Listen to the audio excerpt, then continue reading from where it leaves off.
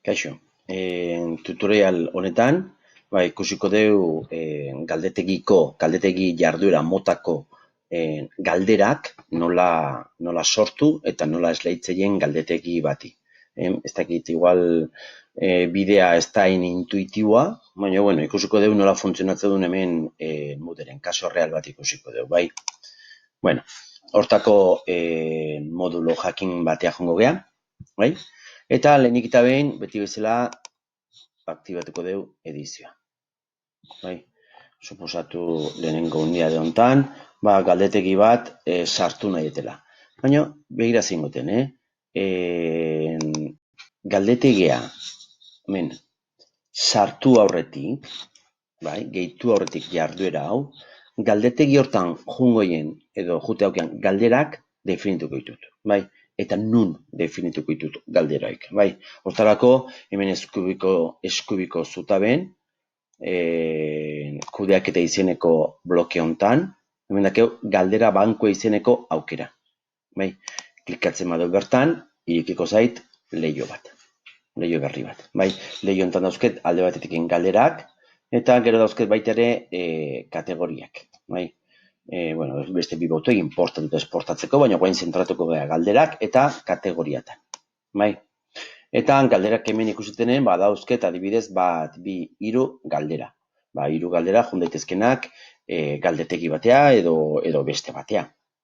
Orduan, zein izango litzake modu txukun bat hemen lan egiteko? Imaginatu, ikasgai hau. Ikasgai honek dauzke bat, bi, hiru, lau, bost, sei, 7, 8, 9, 10 lan unitate, bai? 10 unitate didaktiko. Suposatu, bakoitzak ikuikola bere galdetegie, bere galderaki, bai? Orduan, suposatu multzokatu nahi dutela galderak unidade didaktikoka. Hemengo unidade didaktikontako galderak kategoria bat sortukot galdera hoik hemen sartzeko. Sortukot beste kategoria bat izen honekin, bertako galdetegintzako galderak definitzeko.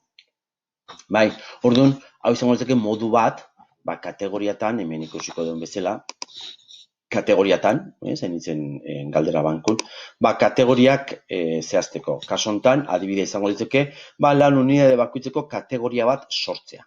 Ikustezu hemen, lehenengo lan unidadetan ez daula bate galderaik, bigarren lan unidadetan ez daula bate galderaik, eta lehenengo, zero lan unidadeen, modulen aurkezpenan, baditugula 3 galdera.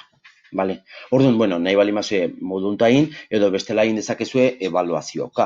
Hau da, jar dezakezue lehenengo ebaluazioa, eta bertan sartu, lehenengo ebaluazioko galderak, bigarren ebaluazioa, edo, zuek ikusi nola kategorizatu, bai, galderak non sartu. Baina nik uste interesgarria dela kategoria bat eukitzea, galdera guztik ez eukitzeko nastuta, gutxin kategorizazio minimo bat eukitzea.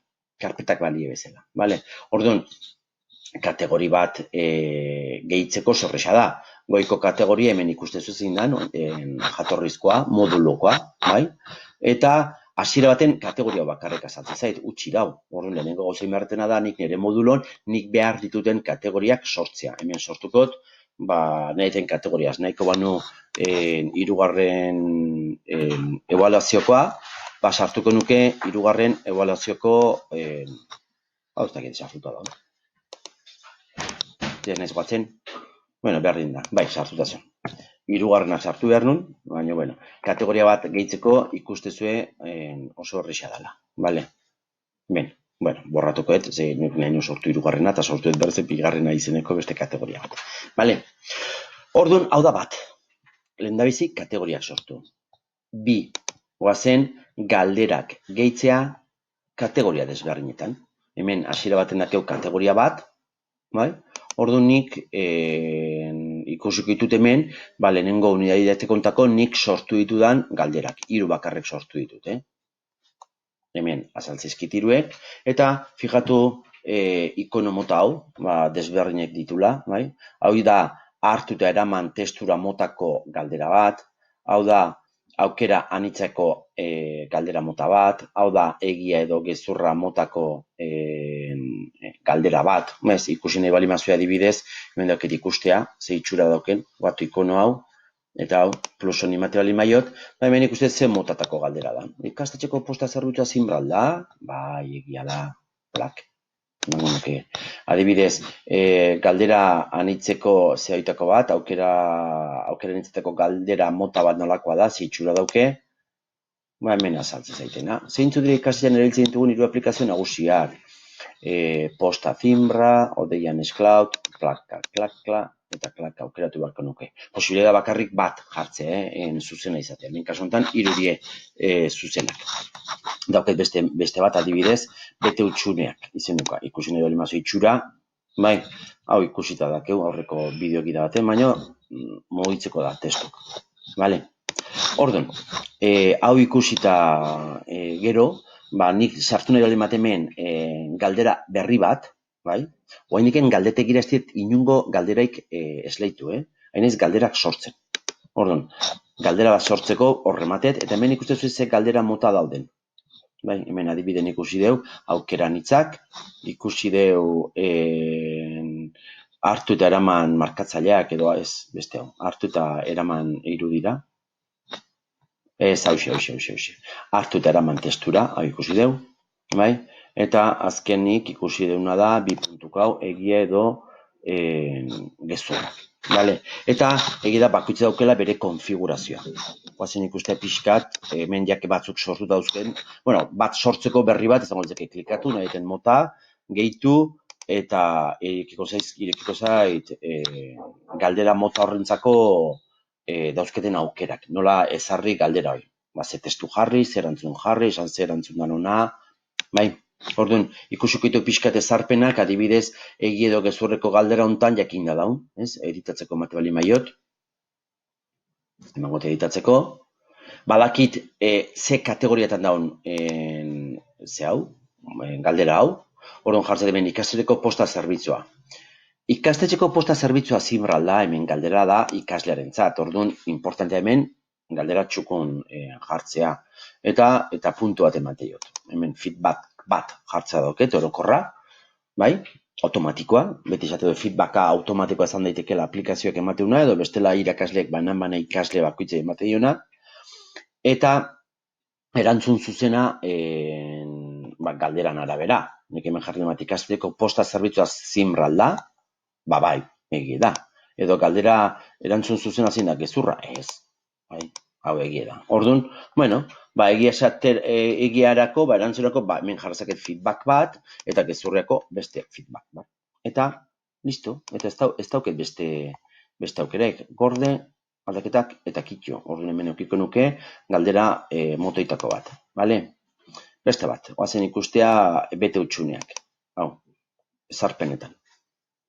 Hemen dauket ze kategoriatan daun, hemen jasaltzait, bete utxuneak, eta jartzeten testue fijazeit ez pixkat honek eskatzuna sintaxi aldetiken, gero galdera mota bakoitzek bere konfiguratzeko modu dauke, baina hemen kasu honetan da, jartze testu bat, hartu zuen testu bat, berdin da Wikipediatik hartutako testu bat, zuen apuntetatik, zuen Wordatatik, zuen LibreOfficeetik sortutako dokumentu bat, kopiatu hemen, eta hitz gakok badinen utxunek utzi eta adibidez jarri, lehenengo hitz utxune hortan jarri kortxete, iriki, bat, kortxete. Beste utxune bat bali mauket, kortxete, bi, kortxete. Bai, eta hola jongo nintzeke, 3, 4, 5 testurtan daudenak. Eta orduan, emaitza zuzena zein da? Emaitza zuzena da, lehenengo kortxeteako alegia dala, bigarrengako altzo dala, bai, eta hausket, 3, 4, 5, 6 arteko erantzunen jartzea, edo geixio jartzea. Bai, orduan, hemen baita ere, dauket automatikoki feedback bat ematea ikaslei. Gordekoet jarduera, eta ikustezue errisa dela. Bai, jarraitukot galdera bankokin, jongo naiz kategoria honea, lehen bezala, eta adibidez hemen ikastetxeko aplikazio nagusiak, ez? Hartukot bat, beti bezala, hemen jartzet galdera, ikaslek ikusikoen galdera, bai? Importantea ondo zeitea, definitzea, bat, eta jartzetena da erantzun bakarra edo erantzun anitzak. Bai? Orduan, erantzun anitzak baldin bada, gunalazkon jarreta posta zimbra, Odeian Cloud eta ikasgela mude dela zuzenak, orduan jartzetena ezin dut jarri hiru, barkatu aber nola azaltzeten, hiru aukerak txekatzea, bai, checkboxa, hau eta hau emateak, zan nahi du galdera hortan puntua daukezula, bai. En cambio, emate balimat, hementxe den beste aukerak, Google Classroom, posible dut, hemen astuin Microsoft Teams da, hain ez pixkat muitzen eta nasten inez gauzak hemen, muitzen izelako, baino Google Classroom aukeratzea limat, penalizazioa dauke, bai? Bada, eren bat kentzeio. Microsoft Teams aukeratzea limau, beste inbeste. Vale? Orduan ikustezue, galdera bakarra izan balitz, puntu bat jarriko niokela. Bi zuzenak izango lieke, bakoitzen emango nioke 0,55 balioa, puntu bat osatu arte. Bai? Orduan, hemen baita ere feedback automatikoa eman dezakeu. Vale? Orduan, hemen lehenik eta behin inberduna da definitu kategoria bakoitzen bere galderak. Vale? Orduan, nola jokatuko deu galdetegi bat sortzen eta galderak esleitzen, oso horrez, jongo gea dagokion unidade didaktikoa, adibidez hemen, jasango jot, gehitu jarduera baliabide bat, jarduera bat, galdetegi bat. Eta, hasiko nez beti bezala, erantzun galdetegi,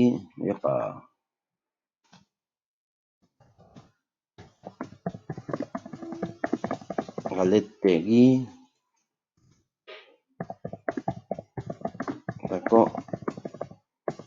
galderei. Orduan, galdetegia sortu eta galdetegiko galderak sortuta daude. Orduan, hemen baita jarri, kalifikazioarako da.